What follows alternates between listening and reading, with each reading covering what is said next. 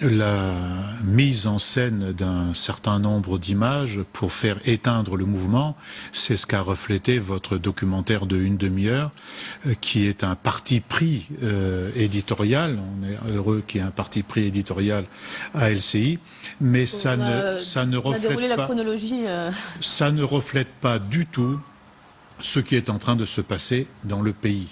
Parce que dans le pays, il continue d'y avoir des ronds-points quand on ne leur enlève pas les chars et la matraque, et ce fond de mécontentement, très peu, ce fond de mécontentement extrêmement profond, lui, il perdure et il risque de perdurer.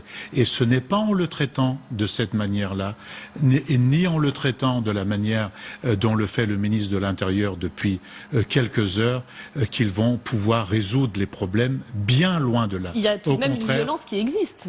Mais je ne dis pas qu'il n'existe pas de violence, mais il y a de la violence des deux côtés.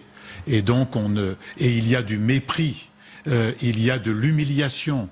Et dès qu'il y a un peu de calme, on continue de parler aux gens comme à des enfants, comme l'a fait le président du groupe de la majorité présidentielle il y a quelques jours de cela, en disant que eux, ils étaient trop intelligents et ils n'étaient pas capables d'expliquer aux gens pourquoi ils vivaient dans la misère et qu'ils continuent de vivre dans la misère pendant que d'autres accumulent des masses d'argent sur leur compte en banque et même le font partir via l'évasion fiscale. C'est cela qu'une majorité de nos concitoyens ne supportent plus aujourd'hui, qu'ils soient dans l'action d'ailleurs ou qu'ils n'y soient pas. Qu'est-ce que vous dites face à ces images? Parce que, évidemment, ces images existent. Non mais ça, si vous voulez faire un débat d'entonnoir, moi je ne dis pas, et moi je n'ai jamais agressé un policier de ma vie, et je ne le ferai jamais. Et je ne dis pas que c'est une bonne méthode de lutte que d'agresser quelques policiers que ce soit. Est-ce que ça brouille pas le message? Encore qu'il faudra, sur ces événements-là,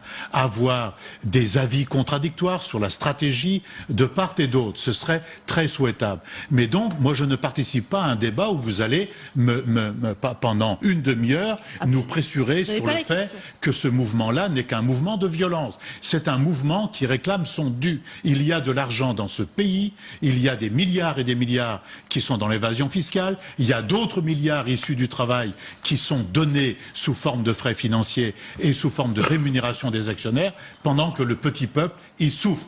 Celle qui est infirmière, celui qui est pompier, celui qui est garagiste, celui qui est paysan, celui qui est ouvrier de la métallurgie, qui n'arrive pas à terminer les deux bouts aujourd'hui, il subit aussi une grande violence dont on parle très peu.